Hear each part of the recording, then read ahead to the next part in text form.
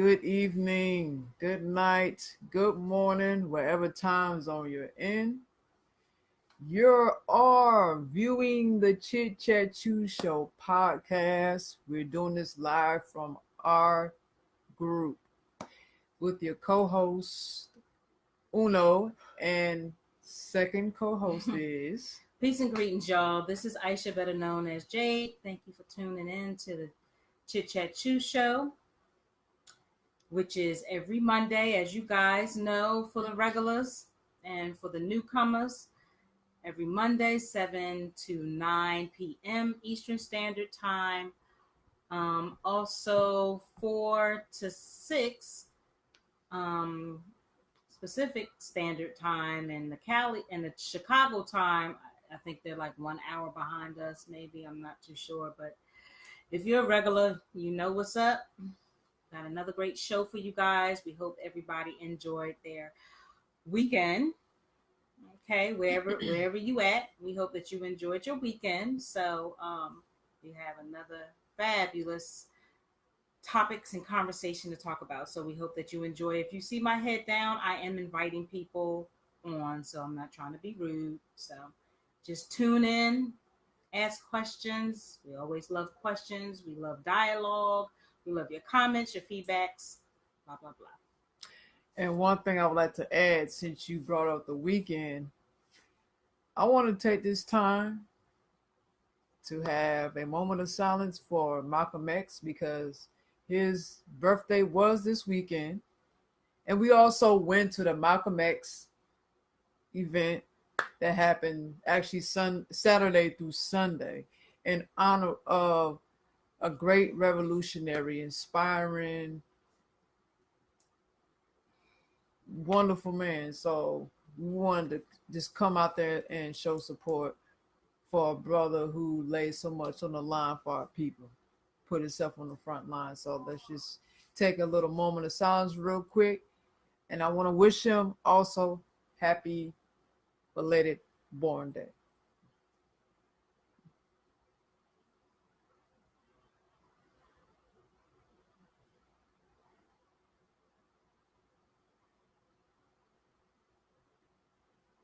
All right. Ashe. Ashe. Peace and blessings. Peace and blessings. Peace and blessings. Yes. So, you guys, tune in. Tune in, and I'm about to tell you what we're going to talk about. And I am inviting you. So, again, if you see my head down, I'm inviting people. Yeah, she's not being rude. Not being rude. Now, we're going to talk about 4 topics. We have the black boy that was kidnapped by KK white supremacists, but he escapes. We're going to discuss that. We have the incident that happened recently, like a few weeks ago. Chikesia Clemons, hope I'm saying her name right, but she was assaulted in Waffle House, and I'm sure a lot of people have seen it in a Waffle House where the cops, wrestled her down and undressed her, and she was fully naked. You could see everything, and they're being overly aggressive with her. We're going to talk about that. We're going to cover that story. You're also going to discuss the Texas high school shooting that just happened not too long ago, like, was it, a few days ago? Yeah. So not that long ago. Yeah, it wasn't that long ago. This is recent, like. And the last thing we're going to discuss is Hawaii's situation right now. They have a volcano eruption that's like flooding the state. Like, it's really massive. So we're going to get into that too. But the first thing we're going to start with is from the latest to recent to current. So we're going to start with an older story, and then we'll work our way up to the newer story. The first one would be Chikesia Clemons, who got assaulted in Waffle House.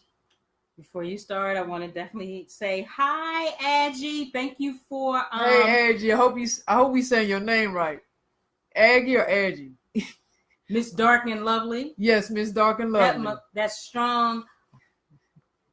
What is it? She got that melanin going Yes, on. melanin going on. We think you cougar. That's the cougar right there.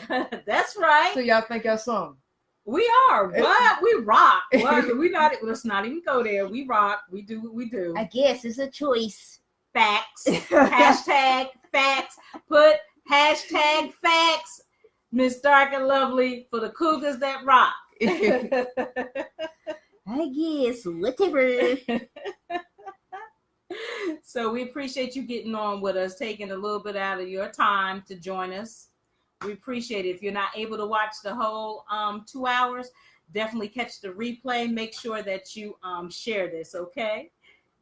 Absolutely. Okay, we're saying her name right. Okay, good. We don't want to keep messing your name up. I know, right? Right. Cool beans. I'm glad we're doing something right. Thank you, sis, for letting us know that we said it right.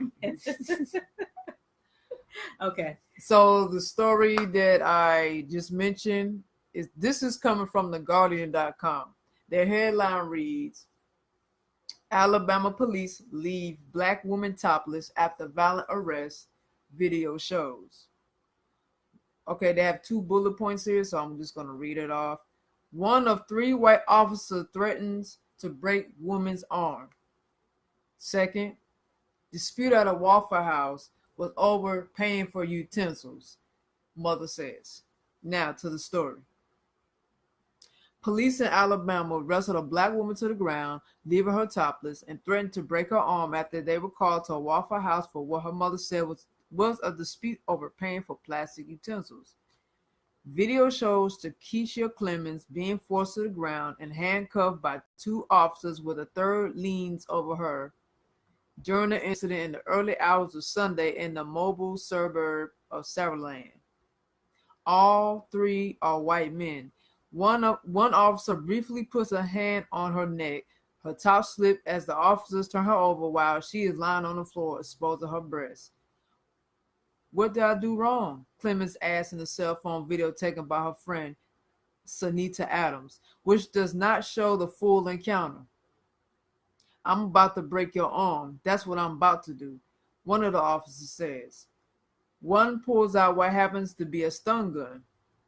Chiquita Clemons Howard, Clemons' mother, told AL.com her daughter was charged with disorderly conduct and resisting arrest after an employee called police when she refused to pay 50 cents for plastic utensils and asked for a manager's contact details to make a complaint.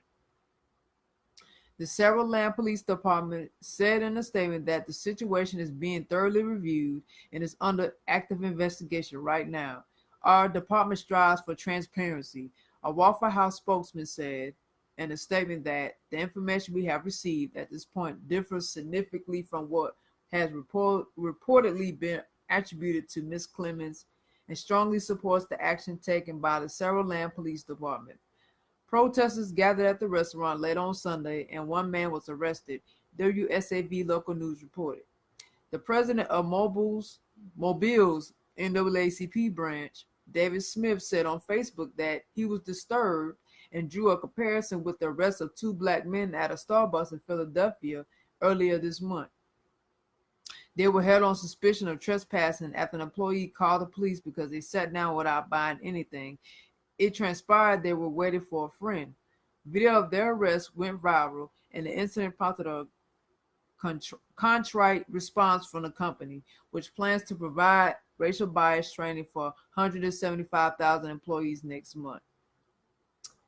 Let's see, make sure I didn't leave out anything. Yes, that's it right there. So that was coming from theguardian.com and gave you a overview of everything that happened and the feelings and opinions on both sides, cops and the family, and the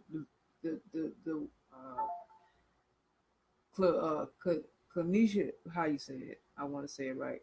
Chikesia Clemons side. So yeah, I mean, when I first seen it, I was just like, wow, like, I mean, is that really how you handle a situation? And does it always have to be so aggressive? I mean, I understand that, she probably was in a state of, duress. She was angry. She had to pay for a 50-cent condiment or whatever. But at the same time, again, me and Jay said this last week. I feel like there's other ways they can deal with situations when they're dealing with civilians. Why do it always got to end with aggressive force all the time? I mean, now in the story they say one of the officers pulled out a stun gun. Now, see, that could have been a gun, because I'm sure that's where his head automatically went to. I don't know what he was thinking in his head that just made him just pull out a stun gun.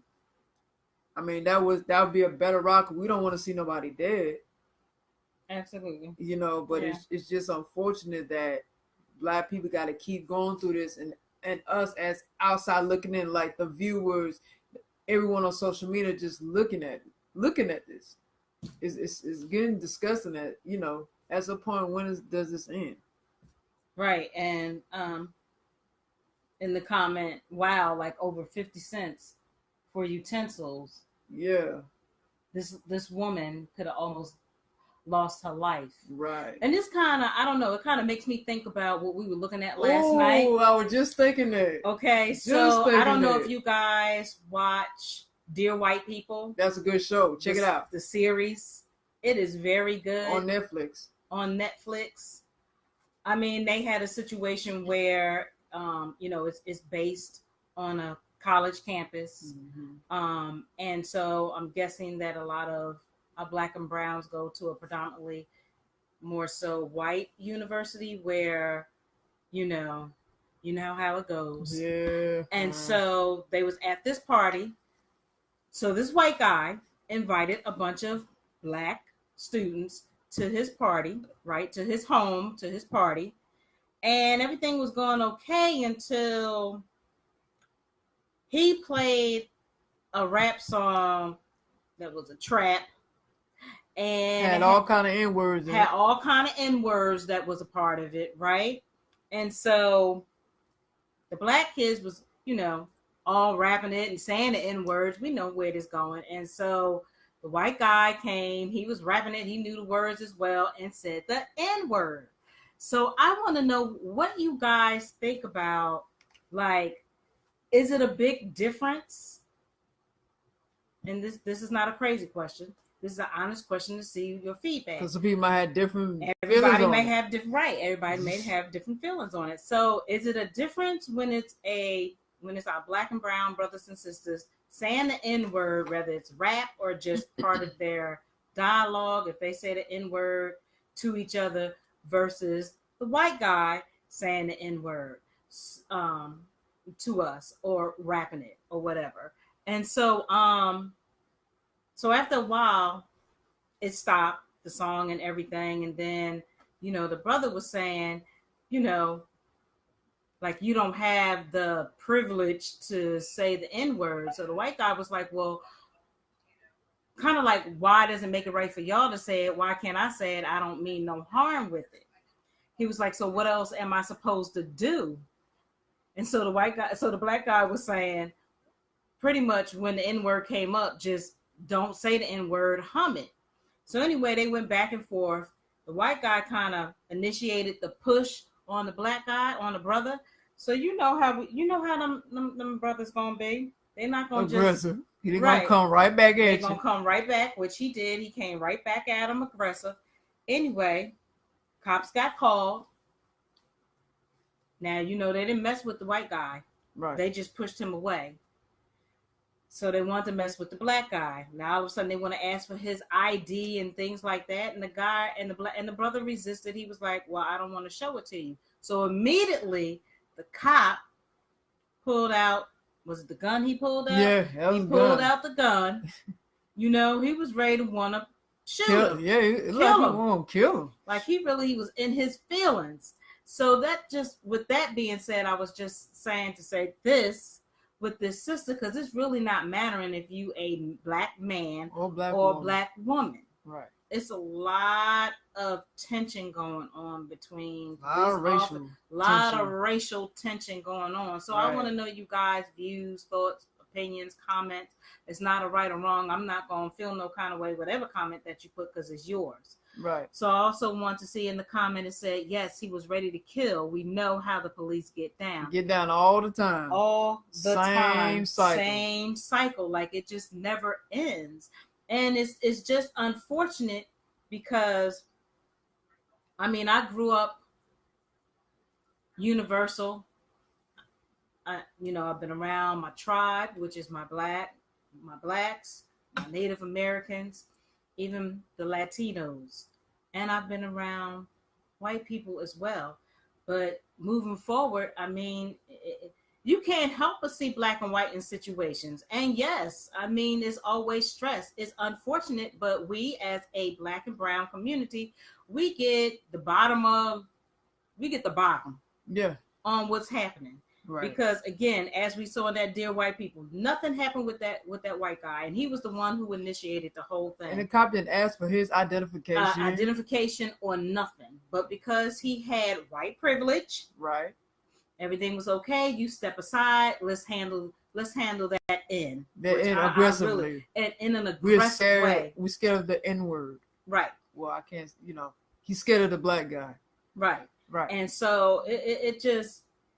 And that young man was traumatized. Yeah. Traumatized. So fast forward with it, how he kind of dealt with it was he went to a open mic, and that's how he expressed it. Yeah. So, but it's crazy. It is. It's crazy. I mean, because it is a racial thing. It is. There is white privilege. It always comes down to that. Whether there's some white people that want to believe it, or whether there's some black people that, because we got some black people that's just like, they're oblivious to any racial issues. They don't see any of that. Exactly. They don't see no race. Exactly. And so let's see. The other comment in here says, the older I get, I don't agree with using the N word by any race, but we sometimes use this word to say what's up, etc. But white people take that word to the limit and try to use it in the derogatory way. Excuse me. Yes, they do. Absolutely, they do. To try to hurt us. Yes, they do. And they like reactions. They want because I'm sure white people really getting their feelings too if we call them monkeys. I think they're not offended by hunkies and crackers. Honestly, they're not. Yeah, but when you call them monkeys, when you call them monkeys, whole different thing. Their whole facial expression, right, changes. Right, and so. Yes, in our community, we dap each other, and our regular flow of conversation. It's a term of endearment, right? Yeah. So we say it, though I don't particularly like it, and I have to be honest. I've used the N word. I have to say more than ever moving down south. I just got to be honest. Not that I thought I was better than anybody or nothing like that. Because to be quite honest with you. In my past and the way that I grew up, I was called all kinds of names. From the N to you name it, that's what I was called. And then I also saw in that Dear White People where they had a episode where the sisters, you had the dark skinned sister who had the issue with the light skinned sister. The colorism issue. The colorism. Which drives me crazy, which is part of my pet peeve because it was driving her crazy last night watching Dear White People. It really was. I really was into my feelings because that's something that I grew up with, that colorism. Because I'm light skinned, people automatically thought that I had this privilege, automatically thought whatever they thought because I had a nice texture of hair or because I was clean, dressed nice. This is just even getting older in my age. And even right now, as I've stated before, I've had people at my job and I had to shut that shit down, excuse my mouth, but I had to shut that shit down at work because I had a brother who came to me and told me that I had privilege because I was in the house, and I told him I'm in my own damn house. I don't know what house you think. I don't know what house you talking about, but that whole like mentality. I think he's talking about society. But society, I knew what he was talking about, but it still pissed me off because everything I've ever done, right, wrong, or indifferent, I bust my ass. Yeah. It wasn't handed to you. It was not handed to me. I did that could have happened. It could have happened if you wanted to move on in society. Okay. But if I wanted to, and I'm not going to lie, it has been approached to me. It has been approached, but I have more respect for myself. You don't. That you I'm not. I do not devalue myself Absolutely. with that. Yeah. And so I worked very hard. And so when I heard that, and he said it twice, it had to be. It should have got shut down that first time, but trust me, by that second time, his whole tone with me is so much different.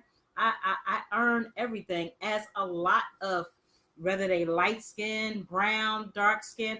I hear where people are coming from, because there are light and brown sisters. And it's truth to what it said, though. It's truth to it, but I don't put all of us in that box, because we're not all. we're not all in that box. I'm not into colorism. Right. Although there's truth to what they're saying. It is some I'm truth not going to deny it, because I see it. It is some truth. But you can't put all light-skinned people in one box, just like you can't put all dark-skinned people in one box. You can't put all brown-skinned people in one box. Absolutely. We have to get out of this color. We do. Color, especially we as pigeonhole. Right. Right. We definitely have to get out of blinded by this colorism. Absolutely. And so with that also, like, I can just remember most of my family, I used to call myself the black sheep of the family, because everybody else, the majority of everybody else. Absolutely. Exactly. It's not our color, it's our character. Absolutely. Absolutely, my goddess. Absolutely. We are goddesses.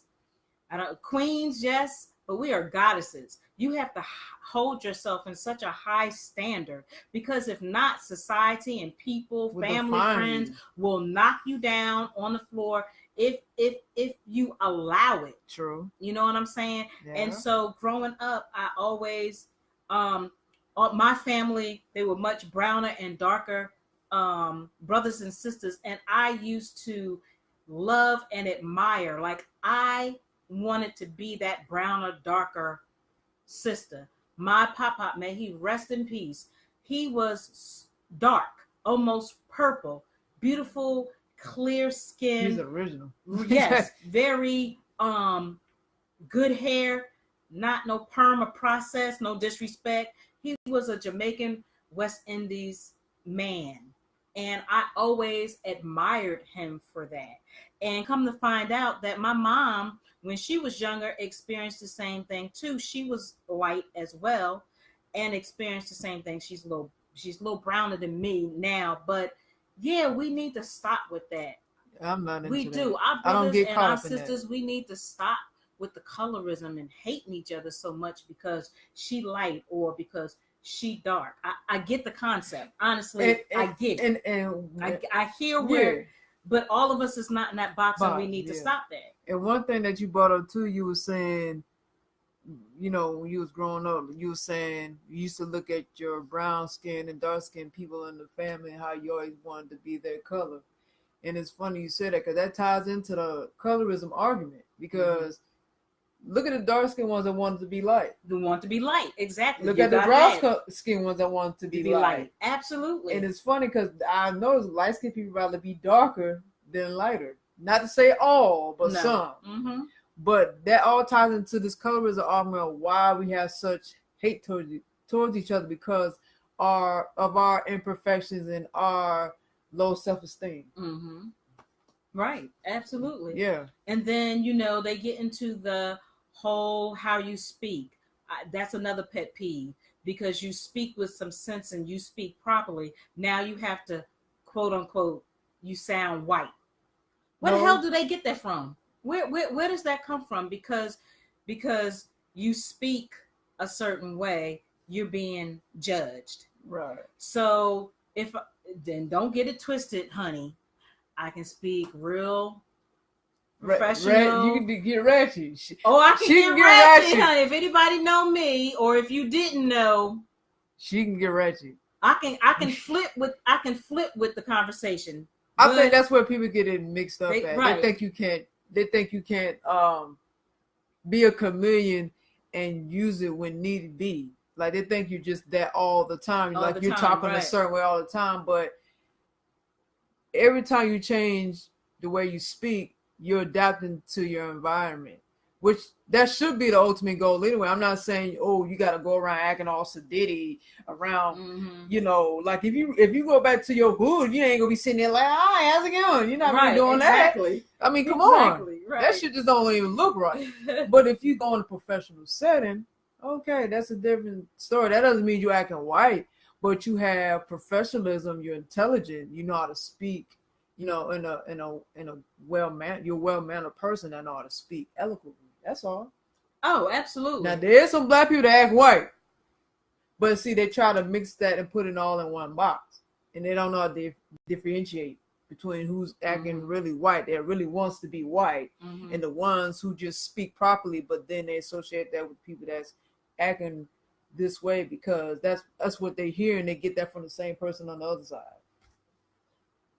Absolutely. Right. But that doesn't mean you white. No. You know. No. But like I said, you brought up the point of putting everybody in the box. You can't put everybody in the same box. That just needs to stop, because I hear that at work and I think it's just the dumbest thing ever. You know, they say, well, you know, Brown, you know, you just always you speak well, and you just always, the majority of the time, just so professional and cordial. Well, again, like you said, I'm at work. Why would I want to act any other kind of way? True. I'm out in the forefront. When you come in, you see me. Yeah. So I'm going to be cordial. It's supposed to be like, get on ratchet. Right. That's what they expect. So then with that, they say, oh, you're just too nice. People are going to take over you. No, they're not. No, they're not. Unless you allow it. Unless I allow it, which is a choice. So if I don't allow you to, I do not have to get outside of myself when I clock out. Yeah. I don't have to show them that unless you come to me and put your hands on me. Then I'm going to forget all that niceness and everything and probably take off my badge. But get ratchet. But you know, just because I'm my own unique me, just like other people are their own unique for them. So it's just a shame that if someone says you're doing a good job, keep up the work, someone else hears that, they're in their feelings.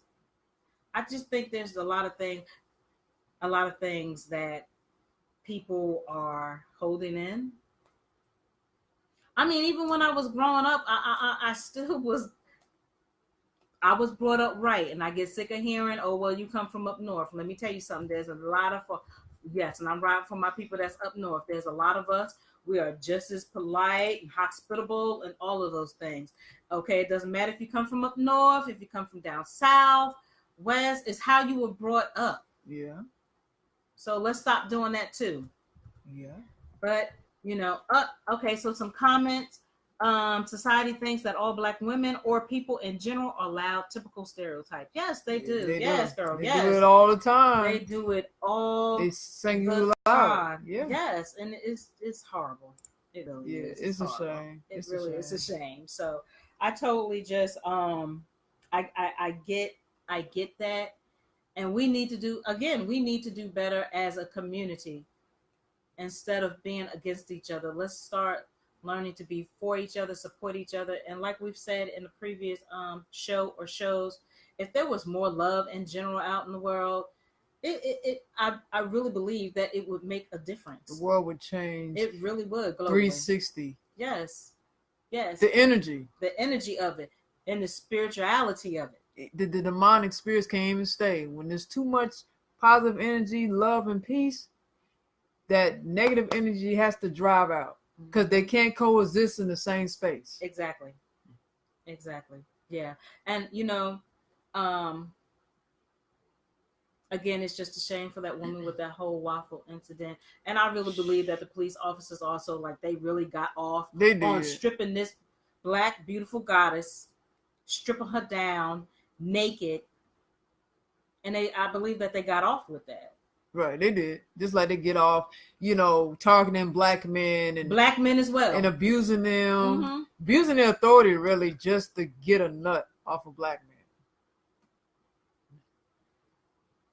They think that's cute, that's funny. Exactly. Until Black man and Black woman retaliate, then it won't be so funny. Right. then But they'll that's wanna, coming soon too. right, then It's coming. right, because then they'll want to hurt us severely or kill us because they can't handle Us taking control of any of their situations. They have an ego anyway. Mm-hmm. You know, they're very narcissistic. Very. So Absolutely. to take away their powers, like they really feel powerless. Some really do. A lot of them They have really a complex. Mm-hmm. They're like little stepchildren. Oh, Bless their hearts. Oh, you. So what wound You up need a happening? hug. Oh. What wound up happening with that sister? Like at the end of all of that, what I have happened? no idea. Because I mean, I haven't. I need to find out. I need to know about some updates. That's a good question. I mean, that's good that you asked me that. I'm not sure though. I don't want to make nothing up, so I can't even tell you. Do you have something?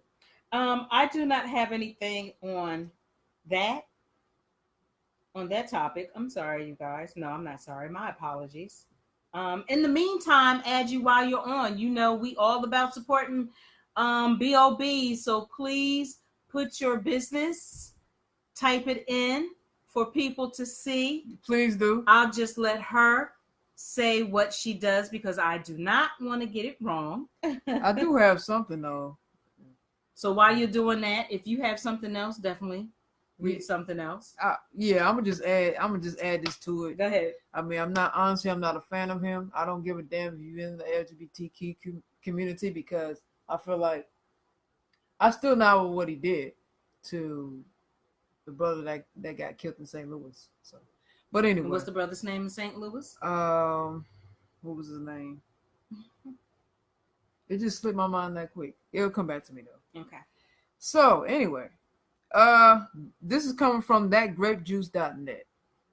Black Lives Matter champion D-Ray responds to distressing Waffle House video. And if you're familiar with D-Ray Lewis, he's slim, dark-skinned, young, gay guy. He's an activist in the forefront of the Black Lives Matter movement. Okay, so he's condemned the horrific assault of an African-American woman in a Waffle House store. There's someone that responds to it. He got a couple of responses here from who is this? He just actually retweeted something that someone else said as far as that this story should garner a lot more attention as the Starbucks arrest. But it doesn't seem like it does. And there was no white bystanders who defended them. And this person was saying most folks seem to believe that Black women can talk for themselves into justifiable cause.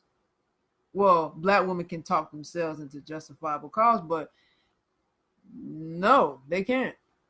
It just seems like they're being silenced. They don't have a voice, and that's what that person is trying to convey in this tweet that she put on Twitter. Her name is Jamila Lamu. I'm guessing that's how you say it. So this one, the 25-year-old woman who entered the Waffle House and after placing an order asked if she could use the utensils close to her. To her surprise, she was told that she would have to pay to use them, despite the fact that she'd been given permission to use them for free the day before. Mm. Okay, so that's another insert that I didn't see in the other story. Okay, making sense now. Annoyed by her request, the customer assistant serving her canceled her order, prompting her to ask for their cooperation number. Well, prompting her to ask for their corporate number. That's how you say it? Chikesia Clemons. She was the one that just got her order canceled, and she asked for the corporate number to talk to someone higher up about the situation because she wanted to make a formal complaint. And then shortly after, that's when the incident happens. So, and then, on Twitter, there's a lot of tweets that different people had about their feelings and thoughts on the whole situation. And let's see. Anybody else? Okay, so a spokesperson for the police department, the arresting officers report shared. The Sarah Land Police Department is aware of the arrest at Waffle House and the accompanying video on social media. The situation is being thoroughly reviewed and is under active investigation right now. Our department strives for transparency and we encourage our community to be aware of current events. And this is coming from thatgrapejuice.net. Okay. Right. Okay. So I'm guessing D-Ray, has some things he wanted to get off his chest, and I guess he's trying to make an making an active response to deal with the situation. But yeah, okay, we're gonna see how far that goes. I would like to look at that brother's name though, because that's on my mind because you asked me the question. But is there something you would like to add to the story? I don't know what type of justice is going to get done, but again, I mean, I hope whatever needs to be done because it's really sad. Like all of this had to happen over something really petty to me. Yeah, that was to the point where, I mean, you stripping this woman naked, you just violating her in every way. It's just crazy. It's crazy. There is a comment. I'm not sure if Aggie is still on, but she said they are trying to stop our population from producing. That's why they're killing us. I'm just saying. I agree. I agree. I agree as well. And now that you mentioned that, the brother I wanted to say was Darren Seals. That got killed a few years ago, and D-Ray had a hand in that. That's why I don't care for him. I don't give a damn if he's from the LGBTQ community. I don't care about that. Mm-hmm. It's just the fact that the brother was actually trying to fight for a good cause. He was trying to revolutionize his people and just his nation. He was trying to do something from where he was from, St. Louis. And then you got these people that infiltrated not just D-Ray, but Darren Seals' friends. Well, you thought they was his friends, but apparently not, because they got paid off too. But that's a whole nother story. But I wanted to say what you was reading, Jay, what Aggie said about they're trying to stop our population from producing. That's why they're killing us. It's the same thing with Darren Seals. They're trying to, anyone that's making a difference, or just if there's too many black people, that's very scary for white people. Just all in all, they're just trying to depopulate us so we won't keep growing. And then because they look at that as a threat, and then if we already did, we've been did it, but I mean, we overpopulate all over the world, so we're gonna outnumber them anyway. That's what they don't want. They don't want it to increase and increase and increase. They want to just keep it at a minimum, where they feel like they can have some control over the population. And I think that's a large disclaimer. Again, this is not a hate. No, this ain't hate. Dialogue, discussion. But there are facts in it. I don't hate all white people. I don't hate all black people. I don't either. I can get along with pretty much most people, but right is right for me and wrong is wrong. We just speaking the truth. And I do this on the daily. If any of my this ain't new. If any of my non-black Facebook friends feel some kind of way and you feel as though you need to remove yourself from me, that's quite okay. It's been my pleasure. Do what you need to do. But because we've certainly had white people up on here, sure have. And so it is what it is. But Aggie, if you didn't hear me before, if you like to, choice. It's your choice. Your choice. Now, if you would like, if you have a business, I would love for you to put that out here in the comments for people to check you out if they have any questions about your business and what you do. We are all about supporting positive BOBs, which stands for Black-owned businesses. So please, if you don't mind putting that out here for everyone to see. If not, we totally understand. So no, I don't have anything else about that Me whole either. Waffle House situation. I'll let you get to the So I next guess story. our next story is going to be on this young boy Which who was that pissed me 13, off. which it all pisses me off. pissed me It makes off. me facts, all facts. Absolutely, Aggie. This next topic that we're going to talk about, this is coming from ebony.com. The heading is report: boy 13 abducted and assaulted by group of white teens escapes safely. A 13-year-old boy was kidnapped Monday by 5 white teenagers from a bus stop in Houston and was found by a passing driver running away from his abductors, Houston police told ABC 13. Zavion Parker's mother, Michelle Lee, became worried when he did not come home from school, so she called the police. As officers were getting information, Parker was found safe, though he had torn clothes and no shoes. Parker told officers that the boys approached him after he got off the bus, forced him into a car driven by an adult man, took him to a vacant house, and assaulted him. They raped him. ABC 13 reports. That's how I feel. That's my opinion. Lee said she received frightening messages from her son's phone saying the abductors were going to kill him. Mm-hmm. Parker said he escaped when the boys went into another room to get a gun, so their intent was to rape him and kill him. Mm-hmm. But the divine law did not allow that. Oh, no. Mm-mm. He probably would have been hung, too. Exactly. Especially all these recent hangings that be going on across the United States. Exactly. We got 45 in the house, and some of these white folks just think that they can do a whole lot of everything. Yeah. That's going to stop, too. Yeah. When black people retaliate, that's going to be it. A witness, Chikesia, said she was driving nearby when she saw Parker running in a torn shirt and without shoes. She called the police. Parker said that one of the kidnappers had a tattoo on his arm, that read, "I hate black people." Again, this was a white male who had a tattoo on his arm that read, "I hate black people."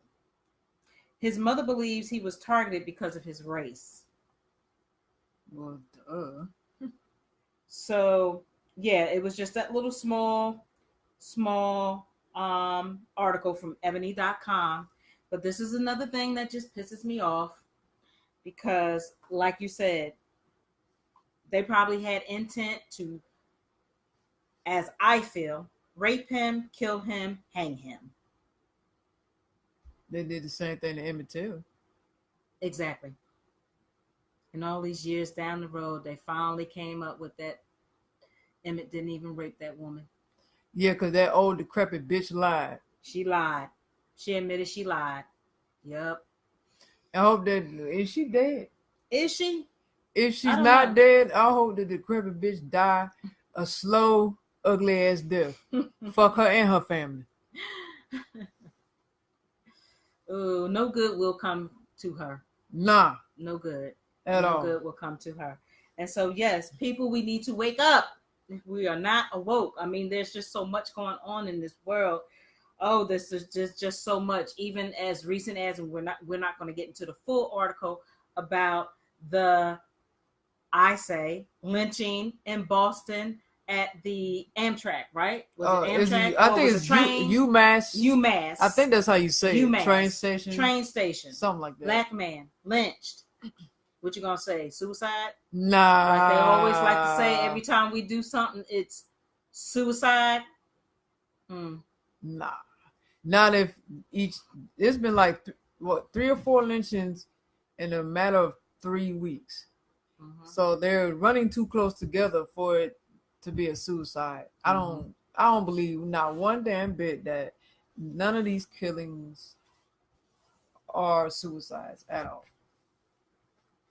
Angie, if you can't post it now while we're on live, then try to post it once we get off. If not, just post in the inbox. Right. Or I'm giving you permission that you can post on the Chit Chat 2 Show podcast group. You can post in the group your business. So if you got a card or a flyer, you can certainly post it in the Chit Chat 2 Show podcast group because you know us. Right. You can leave out the live real quick, post it on the group, and then come back in the live. If that's what you want to do. Yeah, absolutely. But yeah, this little boy's gonna be traumatized. Man, he's traumatized, and he's gonna have a different perception of white people. He is, absolutely.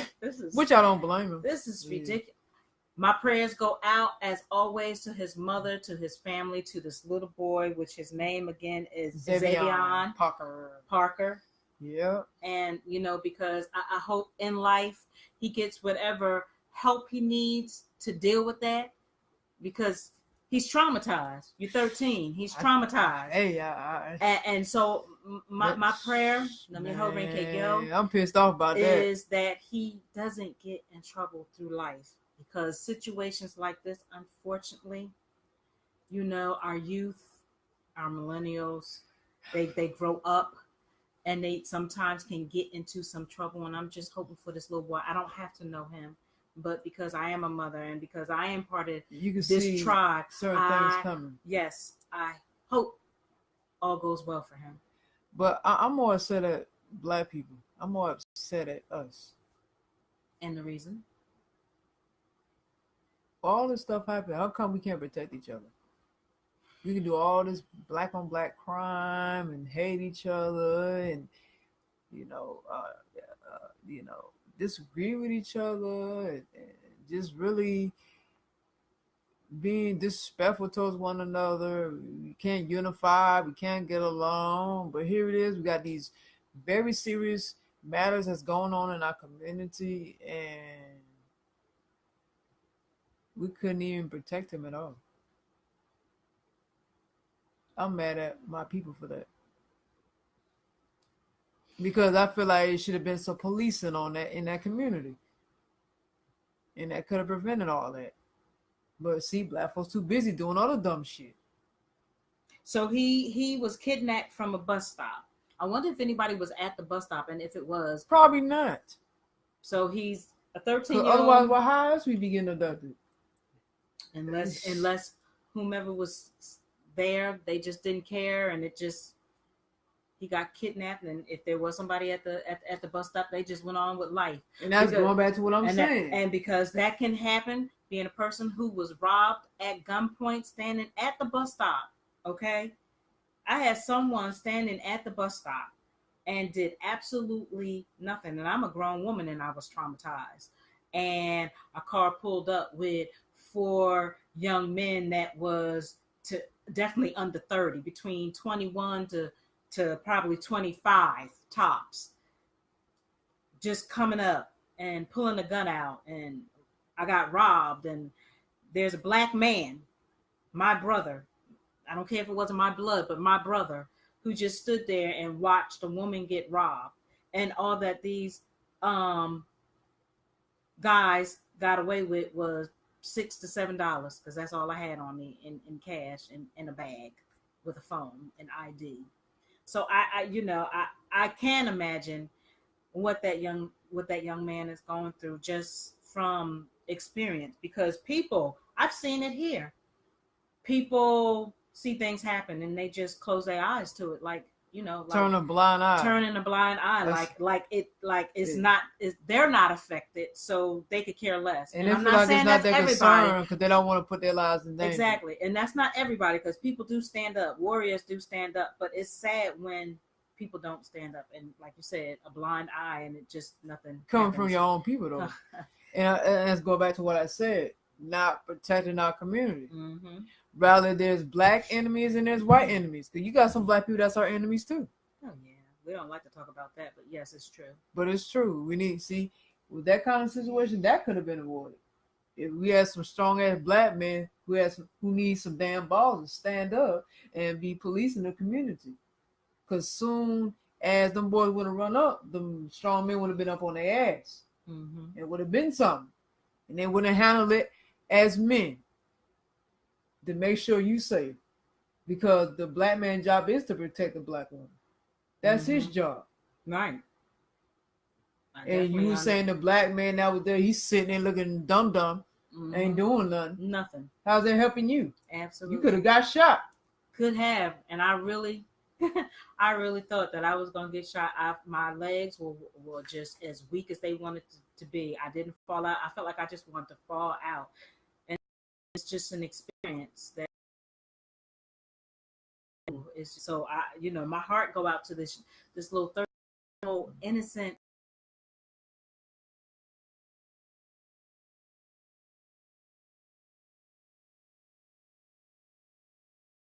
Shame. So it also says in this, when I clicked on in that article that I was reading from ebony.com, it says as officers were gathering information, Parker was found safe, but had gone through a very traumatic experience. The 6th-grade victim told authorities that shortly after he got off the school bus, 5 teenage boys approached him on Greenwich and Robel Street and forced him into a 4-door vehicle decorated with flames on the side.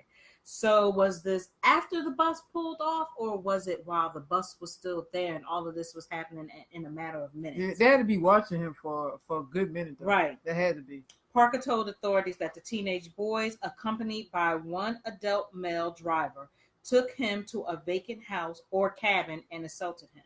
The suspects reportedly took his jacket, shoes, phone, and keys. So yeah, they probably was he was a mark. Lee says she received threatening messages, like I read before, from his son's phone saying they were going to kill him. These 6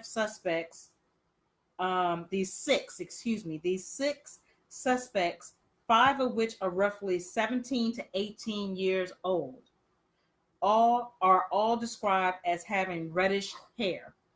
The adult driver had a heavy build with arm tats.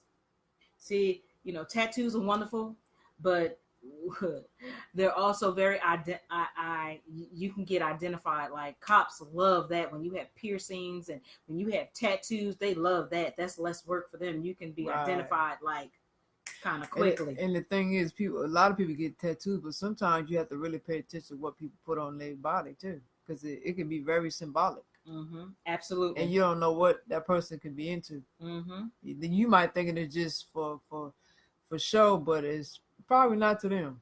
It's for something else, and they just mark themselves to identify what they associate with.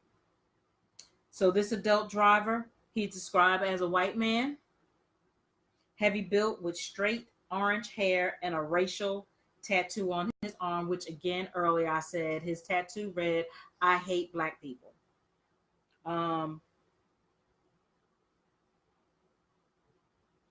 Please keep a close watch on your kids. I mean, you have to be so ever careful because it's a lot of sick, deranged people out here. Mm-hmm.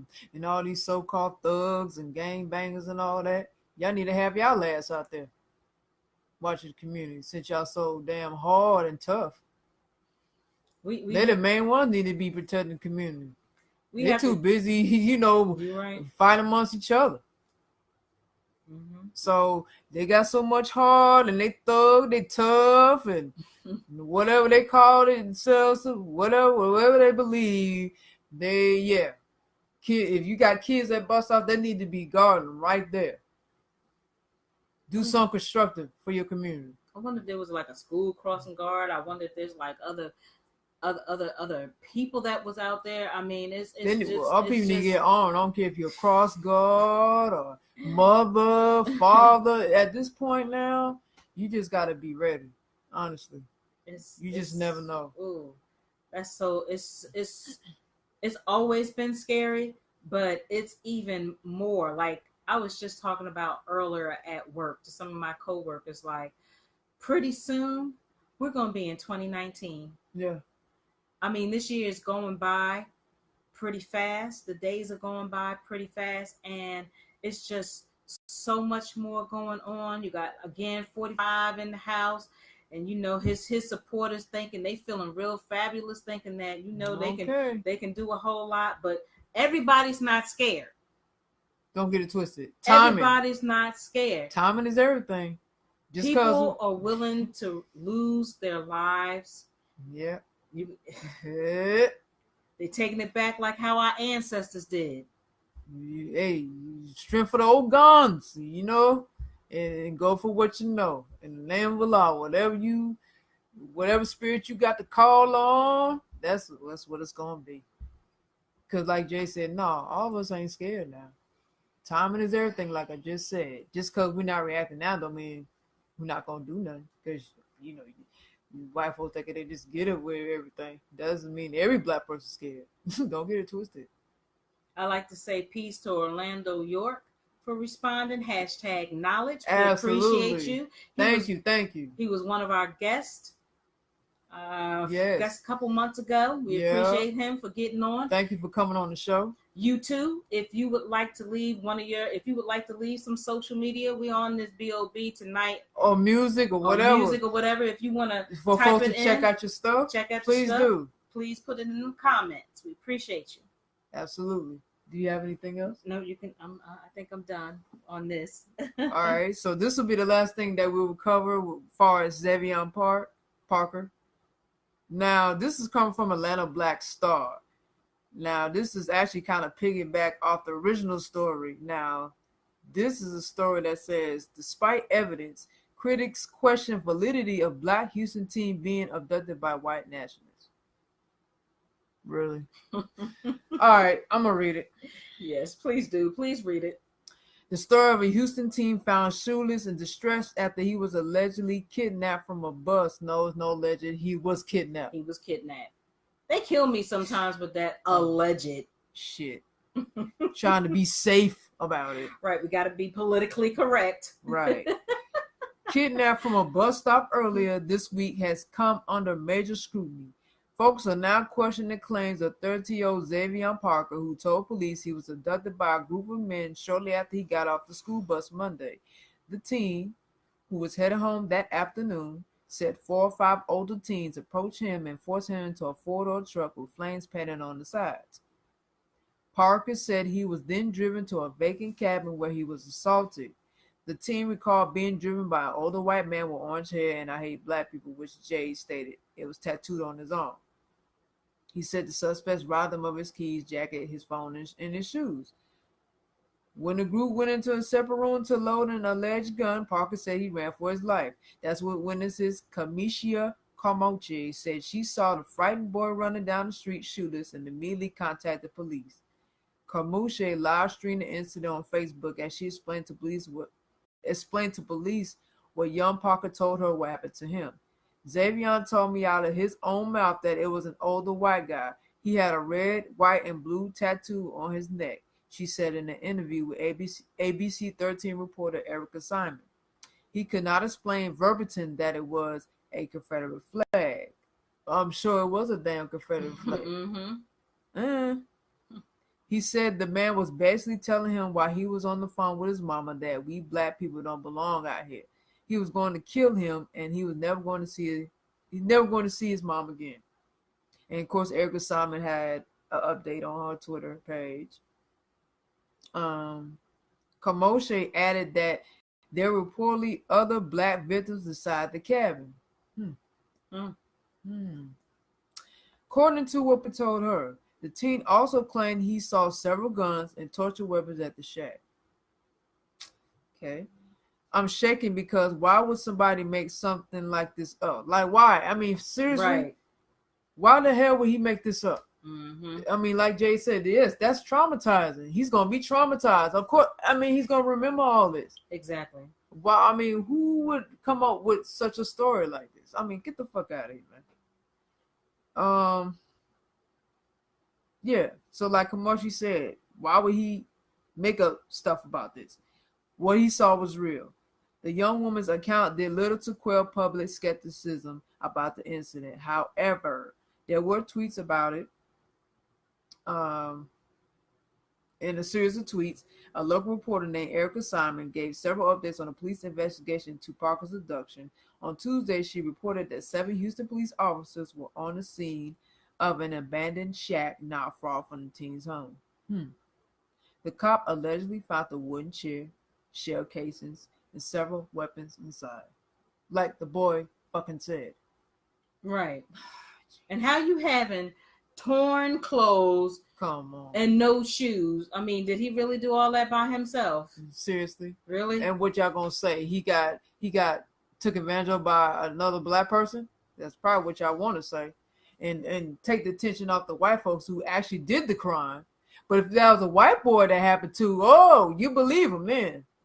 Yes, it would be more believable. And trust me, it would be no doubts in their mind about that. Those black men would be underground. Under the damn ground, you hear me? Forget locking up for the rest of their life. They'd be under the ground. Right. Local police officials have remained tight-lipped about the case. Of course their ass would be. Saying there's still an active investigation. Parker's mom, Michelle Lee, has been asked to bring her son in to talk to a detective about what happened, according to Simon. The Houston Independent School District said it altered parents about the teen's attempted kidnapping and has plans to increase police patrols around his school. And I'm going to say it again. This is where black people come in, that we need to start policing our communities again. We have to start policing our communities. We can't depend on these white people to do it, whether that's an officer, detective, whatever. This is our job. We got to take care of our own, just like they take care of their own. Well, I wouldn't even want to, quite honestly, for me, I wouldn't even want the black or white officers. And I'm not knocking all black or white I'm not knocking all black or white officers. They are good, but they can't be trusted, honestly. I just, from our communities, we need to police ourselves and secure our communities. Right. I'm gonna have to agree with you on that. I mean, hey, no disrespect to you, but it's just the truth. Like yesterday at the Malcolm X Festival here in Atlanta, they had their own security that was policing New Black Panther Party. Yes. I saw Malcolm X festivals. Oh yeah, I saw them. they was prepared. So yeah, definitely. Not had a sister up in there too. Had a sister. Yeah. Matter of fact, they had a few sisters. Yeah. Our sisters up there. All right. Policing and securing and making sure things were safe so that we can enjoy ourselves with the festivities and all that was going on. Absolutely. As a people, yes. As a people, enjoy ourselves. Please. So yeah, you're right. We do need to police our communities, and we can't rely on police, and that's black ones too, because again, they can't be trusted. Shade with them too. Yeah, they can't be trusted because they already made a pact with a system that oppresses our people. They don't pick their side already. You can't shadow the fence. So what can you really do with that? So you can't trust them. You have to just keep them as outcasts and let black people deal with their own affairs, and let that be it. But I have no more articles about that story, so we can go on to the next one. Okay, so if you haven't heard, or you may be aware of, another situation that went on, for those that think we always talk about a whole lot of black, well, guess what? You better damn well believe it. Oh, yeah. All the time. We do talk about other issues as well. Yes. We include some other races too. Okay. Y'all start acting like y'all ain't included. Okay. This is coming from the New York Times about the Texas shooting that you guys may not be familiar with. And Texas school shooting, 10 dead, 10 hurt, and many unsurprised. So I'm not sure if that number has increased as far as 10 dead or 10 hurt, but this was May 18th. Okay, that was really recent. This is recent. So today is the 21st. So again, the numbers may have went up. But again, my heart goes to those individuals who have lost people and who have and their families that are also injured, because it's traumatic both ways. Okay, and this happened in Santa Fe, Texas. A nation plagued by a wrench loop of mass school shootings watched the latest horror play out in this small southeast Texas town Friday morning, as a young man armed with a shotgun and a .38 revolver smuggled under his coat opened fire on his high school campus, killing 10 people, many of them his fellow students, and wounding 10 more, the authorities said.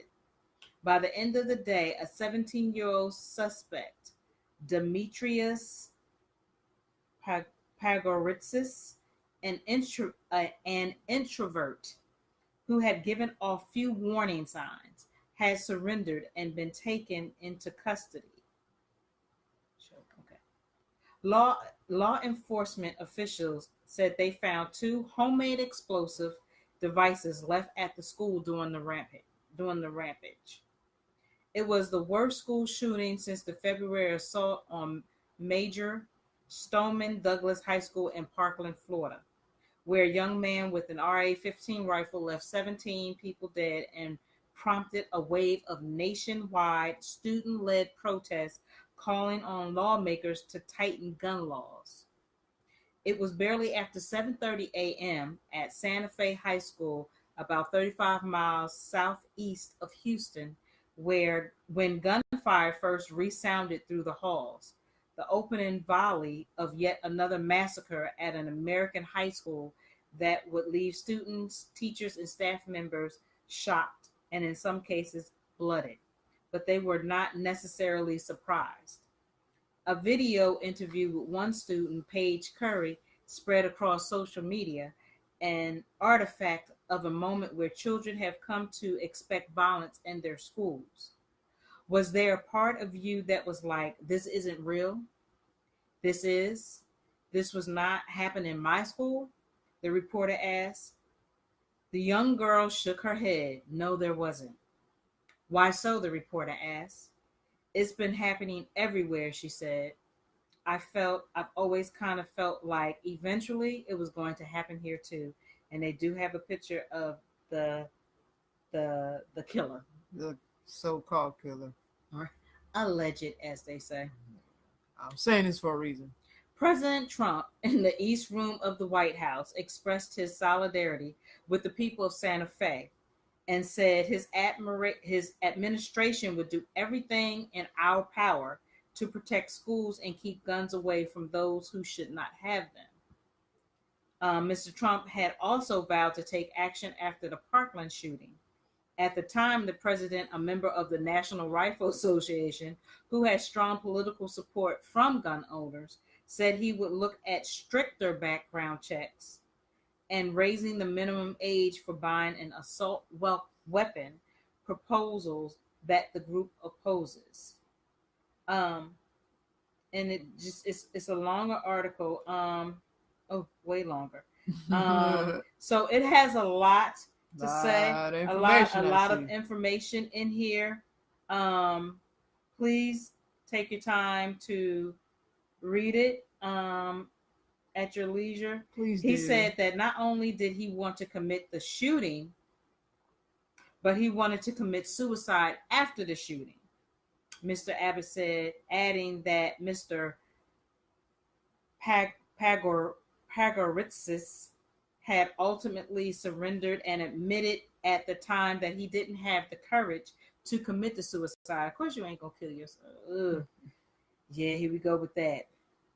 Both weapons appear to have been taken from the suspect's father, who is believed to have obtained them legally, Mr. Abbott said. Of course, they're doing an investigation, and they say some students at Santa Fe High School had taken part in a protest after the Parkland shooting. Let's see what else they say. Okay.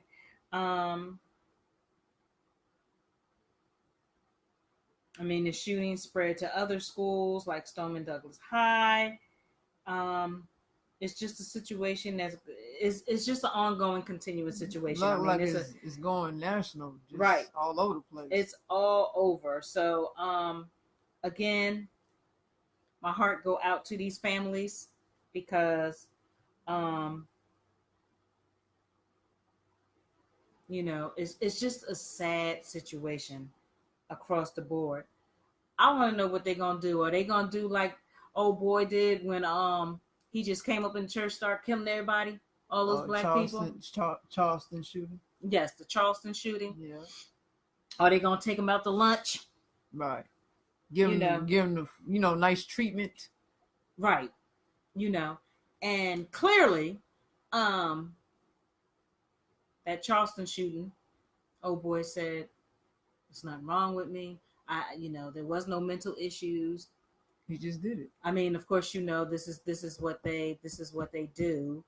They go Then you and got they the get coon. the psychiatrist to automatically blame it on, oh, he had a mental issue. Well, he said he clearly didn't have a mental issue, and he meant to do what he did. Right. But his coon friends said they were the best of friends. Right. And he's totally oblivious to what Dylan Roof did to his own people. Mm-hmm. Mm-hmm. Is that a friend? Clearly not.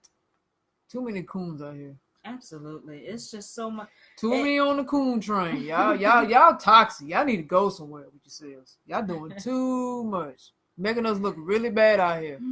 You wonder why we get tricked so damn easily. We fall for anything. Yeah, because I'm just like, everything is just so damn alleged. And allegedly. Yeah. And so, what are they going to do with him? I think this is a conspiracy. Didn't they just say they want to restrict the gun laws? Didn't they just say that in the article? Okay. Right. That's the reason. It's always an agenda. Yes, people really lost their lives. That's actually true. Mm-hmm. People really did lose their lives, but at the same time, people got to understand what's going on behind the scenes that's more darker than what appears in the media, especially on your major news outlets and then on the social media platform and so on and so forth. So you have to look at that too. What's the other angle? What are they trying to do?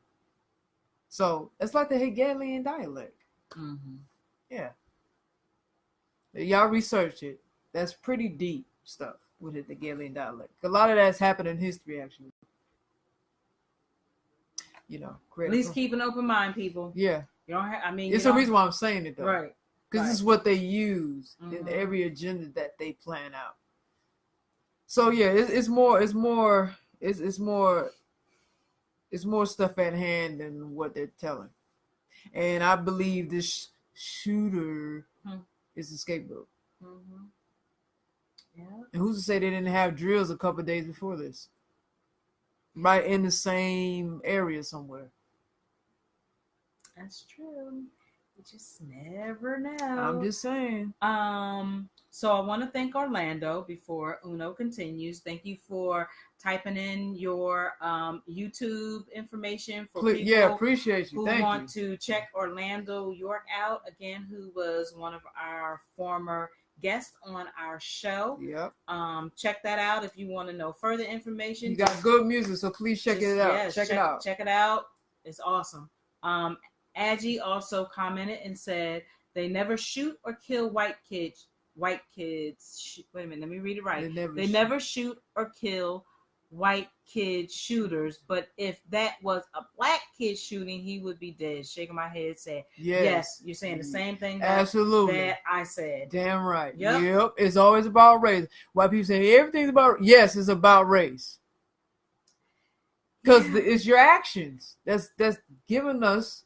It's the actions that happen, the proof. With the situations that happen. Yes, they're giving us the proof that it is about race. They treat it differently. They do.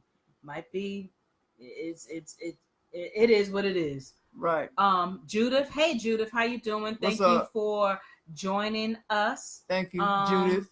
What we're doing is the individuals that are on our feed. If you have a business and you would like to put it out there for other individuals to see it, it's all about supporting and networking. Mm-hmm. So if you have a social media that you would like to put out, you can do so on the comments. Aggie, don't forget to put yours out there if you already haven't. And we thank you guys because that's just what we do. Absolutely. But it's you have some white people that's just like, yeah, but it's just not always like that. Unfortunately, you see it in the news every day, and it is like that. It's like that in real life too. It's like that in real life. Yeah, it is, and because we all one race. Exactly, we are not all one race. Oh my God. We have not been an all one race, and I can't even remember. It's just becoming more it's coming clear. It's coming clearer that we're not all. Y'all full of shit. I just want y'all to know that we all don't matter. I'm sorry. And let's be honest, we don't come from the same genetic makeup, so no, we're not the same. Facts y'all know that. Facts Come on. are facts, and we ain't no one damn race. It's an unfortunate. It would be wonderful to see us all get along. That would be just a wonderful picture, but that picture is not. I don't believe is going to happen in my lifetime. Maybe the ones coming up in their lifetime, and I doubt that. Maybe I don't know, but I don't see that in my lifetime. And I'm not an older person. I'm an older person, but I'm not old. But I don't see that happening. You're not granny old. No, I'm not granny old. So I don't see that happening. Like right. It would be nice to say Black Lives Matter. Yes, they do. Yes, our Black lives, all of our Black lives should matter. But it doesn't. Yeah. It just doesn't. And when you speak from humanitarian perspective, yes, our lives do matter. But from a social and political perspective, no, our lives don't matter. Right. How can it? When not only non-blacks is fucking us up, but we got our own that's fucking us up. So how can it matter? I mean, I individually can say, yes, my Black Lives Matter and Uno's Black Lives Matter, my family Black Lives Matter, her family Black Lives Matter. People I'm decent with, but Angie's Black Life, Orlando's Black Life, Judith Black Life Matter, but your family lives matter. Thank you. Yeah. But as a global, I don't see that right now. No, not the way we display with each other. No, I don't see. I do not. I'm not saying it don't exist. I'm not saying it don't exist. Yeah, it does. It does. But at the same time, we got those knuckleheads who just not practicing love. Love towards their own people. So Black lives can't matter to them. Right. So, right. Hey. Judith wrote, every day we deal with race. Either we fighting to be equal or we fighting for them to understand. It's a new age slavery. The more we grow, the more obstacles they put in front of us. Until we value our lives, they will never value us. Which is until you get rid of the cancer, they won't value us either. If get rid of the cancer. Mm. If y'all can read between the lines what I said. I mean, we got to stop looking for acceptance. Because we have to be honest with ourselves. We're not like everybody else on the planet. And people have their reasons why they don't like us. And it's more of a historical aspect of it. And what we brought to the entire planet, including the universe, is deeper than what we see. We're always looking at it from racial, social, political. They're looking deeper. I mean, just like you ever notice, like, you tell me situations of, like, when you have conversations with white people about your heritage and your culture and you being Black, they know more about it than your own people. They have to know that. But I'm just saying that to say, when they approach you, it's deeper. It is. They know who we are. They know our value. They know what we're capable of. This is why it ties into what you're saying, Judith. It's a bigger picture here. They're not just doing it to do it. There's a reason behind it. And let's be honest. Let's not all blame white people. You know why? If you go back in history, see, Black folks don't want to talk about this either. We the cause of this too. Yeah, we must take responsibility. We the cause of this too. Yes, we are. We sought our own people out. They just only benefited off what we're doing. And they took it to another level. I mean, they're from the Caucasus Mountains, right? They're a beast, right? They just, like I said, it took it to another level. That's all. That's the only difference. But some of our people were in cahoots with white people to destroy us. No one wants to talk about that. We need to have a show on that. I wonder if we'll get any viewers. I don't give a damn if we don't. I don't even care. Because the truth got it. This is what's gonna set us free. This is why we're going backwards now. Because we gotta correct a lot of shit we did. They're doing what they're supposed to do. Believe that. Not that it's right, but they put it for a purpose. And that's to keep us down, keep us degraded, keep us devalued, keep us from knowing who we are. But it's our jobs to correct what we've done too and take our power back and get back on the throne. Go back to our higher selves. Until we do that, ain't nothing gonna change. Racism is not going away. Abuse towards us is not going away. Any injustices is not going away until we do something about it. There's nothing nobody else can do. So stop looking to the police for help. Stop looking to the government for help. It's not gonna work. Okay? They can't solve our problems. We have to solve our problems. We're our own people. Just like when they go to their race, they solve their own problems. And that goes for Asians, Latins, so on and so forth. They solve their own problems. It's just that simple. Well, I definitely agree that with Judy, with the whole we need to value ourselves. Yes, it does. I believe that it definitely starts with ourselves and as a collective as well. Right. Because like you said, there's been plenty of times where, other races can have disagreements and argue and things of that nature. But at the end of the day, they seem to come back together in that circle and work with each other. They have an understanding. And support each other and have an understanding. As we tend to want to fight each other, kill each other. I'm not saying that whites haven't killed each looking other. For a handout. Some of us look for these handouts. We got to continue to keep blaming everyone else when we need to take accountability for ourselves as well. A lot of time, not all the time, but there are times where we don't know how to just agree to disagree.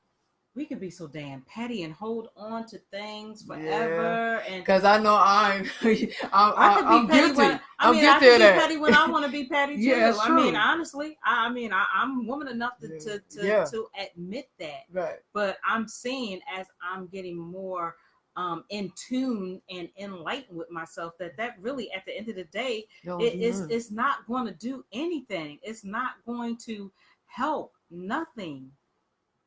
That's true. Yeah. You know, that saying, it takes a village to raise our people. Is it something close to like that? Are we? I mean, come on. Are we, as a whole, are we really doing that? We sound good when we talk. If we got one little seed, it takes a village to raise them. We have to start somewhere. There has to be some kind of healing internally. Yeah. Correct the mistakes we did in the past. Right.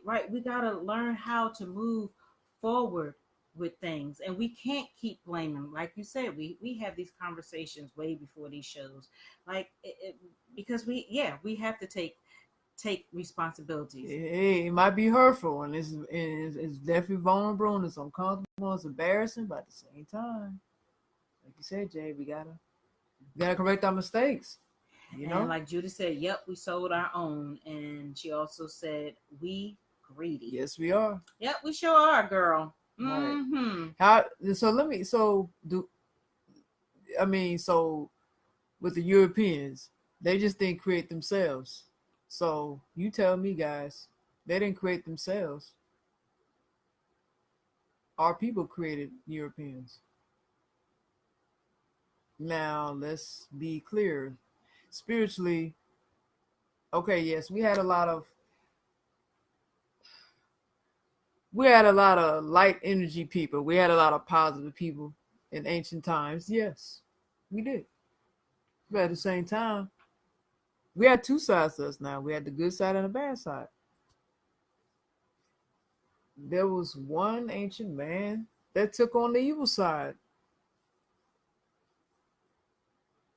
that created Europeans. Because the way the Europeans think, he had the same mindset. The story of Yakub.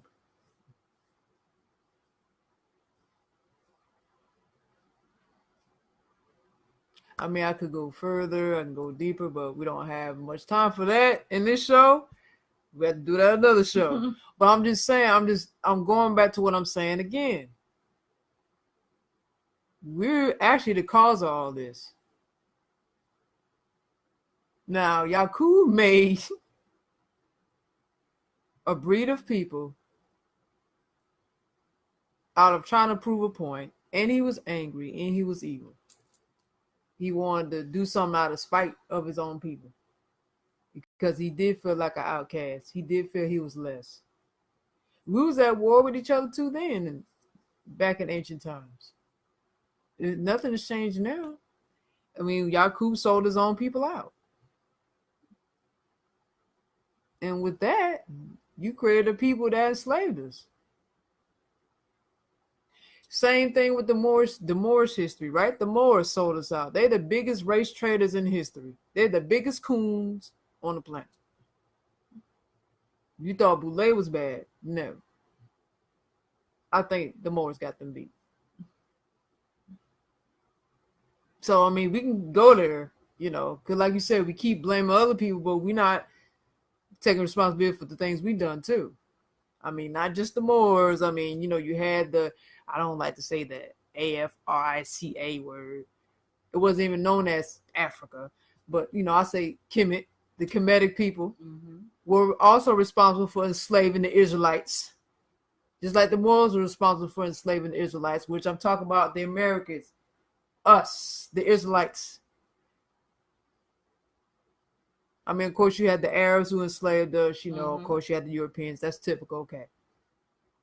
But just know that we had hands in that too. Not just white people, not just Arab people. When, just like the story of Christopher Columbus, right? They say, now through history, in the history books, people went to school, they learned about Christopher Columbus. He came and discovered a new world. He came with a bunch of slaves. No. Yeah. No. Do people know that there wasn't slaves? There were Moors, conquistadors, who was actually helping Christopher Columbus travel on different side of the planet to take over indigenous tribes, kill them all out, take their resources.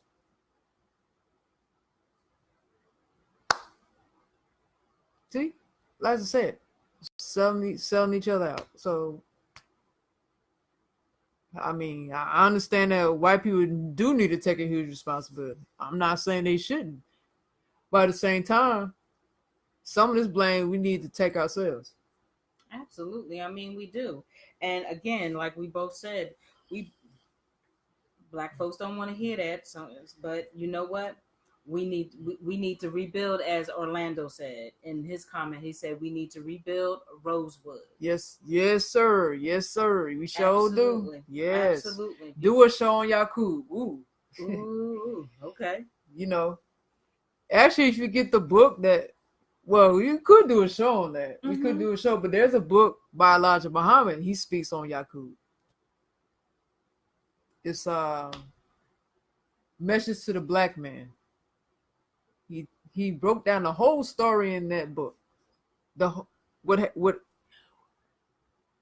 Where Yakub come from, how he created Europeans, what did he do to create them, how long did it take to mutate the melanin, where they had leopard skin, as they call it back then, but of course it's just known as, now they use it on a color code called white. That's not even that. There's no such thing as that either. Right. We're not we're not colors. We're not crayons.